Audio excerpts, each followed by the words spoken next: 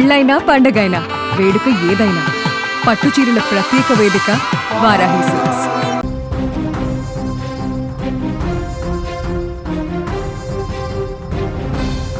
పెళ్లి కాకముందే ఒక వ్యక్తితో సహజీవనం చేస్తున్నటువంటి మహిళ విషయం తెలిసి ఇంట్లో తల్లిదండ్రులు తోడబుట్టిన చెల్లె అలా వద్దు సహజీవనం చేయకు అది మంచిది కాదు అని చెప్పి మందలించినందుకు ఆ సొంత చెల్లని అమ్మని దారుణంగా చంపేసినటువంటి ఘటన ఇప్పుడు సంచలనంగా మారింది. చెడు వ్యసనాలకు పాల్పడ్డటువంటి కూతుర్ని పూర్తిగా ఇంటికి వెళ్దామని చెప్పి వచ్చినటువంటి కుటుంబాన్ని ప్రియుడితో కలిసి దారుణంగా హత్య చేసింది ఆ కూతురు. ఈ హృదయ విధారకరమైనటువంటి ఘటన బెంగళూరులో ఇప్పుడు సంచలనంగా మారింది. తమిళనాడుకు చెందినటువంటి సోమసుందర్ ముత్తులక్ష్మి దంపతులు ప్రపంచం వారిద్దరు కూతుర్లే. వారికి ఇద్దరు కూతురు ఉన్నారు. చిన్న కూతురు సుప్రియ, శ్వేత పెద్ద కూతురు. కూతుర్ల చదువు కోసం వారి భవిష్యత్తు కోసము ఆ దంపతులు తమిళనాడు నుంచి ఇటు బెంగళూరుకి షిఫ్ట్ అయ్యారు కూడా. రెక్కలు ముక్కలు చేసుకుంటూ అక్కడ పనిచేస్తున్నారు. బెంగళూరు లాంటి మహానగరానికి వచ్చి శ్వేతను ఇంజనీరింగ్ కూడా చదివించారు అక్కడ.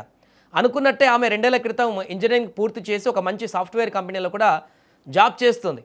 నా కాళ్ళ మీద నేను నిలబడతానని ఆఫీస్ దగ్గరే ఫ్లాట్ తీసుకొని ఉంటానని శ్వేత ఇంట్లో వాళ్ళకి చెప్పి తను సపరేట్గా ఒక ఫ్లాట్ తీసుకొని అక్కడ రూమ్లో ఉంటూ ఆఫీస్కి వెళ్ళొస్తున్నటువంటి పరిస్థితి. అయితే ఈ సందర్భంగా తల్లిదండ్రులు ఎంతో సంతోషించారు. మంచి జాబ్ వచ్చింది, తను ఒక ఫ్లాట్ తీసుకొని అక్కడ ఉంటుంది, సాఫ్ట్వేర్ ఉద్యోగురాలైందని గర్వంగా చెప్పుకున్నారు. కానీ ఆ నమ్మకాన్నే శ్వేత పెట్టుబడిగా పెట్టింది. పిలిచినా ఇంటికి రాకపోవడం, ఉండే అడ్రస్ చెప్పకపోవడంతో అనుమానం వచ్చినటువంటి తల్లిదండ్రులు ఆరా తీశారు. అక్కడ తెలిసిన నిజం వారి గుండెలని పిండేసింది. ఆంధ్రప్రదేశ్కు చెందినటువంటి కెనేత్ అనేటువంటి ఒక యువకుడితో శ్వేత ఆమె ఇప్పుడు ఉంటున్నటువంటి ఫ్లాట్లో సహజీవనం చేస్తుందని ఆ తల్లిదండ్రులకు తెలిసి కుంగిపోయారు. అమ్మ, ఇది మన పద్ధతి కాదు, పెళ్లి కాకుండా పరాయి మొగాడితో అలా ఉండడం తప్పు, ఇంటికి వచ్చాయి, అది నీకు భవిష్యత్తులో చాలా ఇబ్బందులకు గురి చేస్తుందని తల్లిదండ్రులు శ్వేత కాళ్ళు పట్టుకునేంత పనిచేశారు. కానీ అప్పటికే ప్రియుడు మాయలో పడిపోయినటువంటి శ్వేతకు కన్నవారి కన్నీళ్లు కనిపించలేదు. పైగా నాకు అతనే కావాలి, నేను అక్కడే ఉంటాను, అతనితోనే ఉంటానంటూ గొడవకు దిగింది. అంతటితో ఆగకుండా ప్రియుడితో వ్యాపారంలో 30 లక్షల నష్టం వచ్చిందని ఆ అప్పు తీర్చడానికి తనకు ఆస్తిలో భాగం ఇచ్చి తీరాలంటూ కన్నవారిని వేధించడం మొదలుపెట్టింది ఈమె. కూతురు సిగేహల్లిలోని సాయిగ్రీన్ అపార్ట్మెంట్లో ఉంటుందని ఎట్టకేలకు తెలుసుకున్నటువంటి తల్లిదండ్రులు సోమసుందర్, ముత్తులక్ష్మి, అదేవిధంగా డిగ్రీ చదువుతున్నటువంటి సొంత చెల్లె సుప్రియను తీసుకుని సోమవారం రాత్రి అక్కడికి వెళ్ళారు. అక్కడికి వెళ్ళి నువ్వు ఇంటికి వచ్చేసే, ఇక్కడ ఉండకు, ఇది మంచి పద్ధతి కాదని చెప్పేసి వాళ్ళు చెప్పే ప్రయత్నం చేశారు. కోపంతో కాదు, ఎలాగైనా తమకు పెద్ద కూతుర్ని మార్చుకొని ఇంటికి తీసుకువెళ్ళాలనేటువంటి ఆరాటంతో వాళ్ళు అక్కడికి వెళ్ళారు. మాతో వచ్చేయమ్మా, నీ జీవితాన్ని పాడు చేసుకోకని ఆ తల్లిదండ్రులు చెల్లెలు బతిమిలాడారు. కానీ అప్పటికే శ్వేత మనసులో మానవత్వం చచ్చిపోయింది. ప్రియుడు కెనేత్తో కలిసి ఆ కుటుంబం పైనే, కన్న తల్లిదండ్రుల పైన, చెల్లె పైన రాక్షసుల దాడికి దిగింది. కర్కశంగా కొడుతుంటే కొట్టొద్దంటూ వేడుకున్నా ఆ రాక్షసుల మనసు కరగలేదు.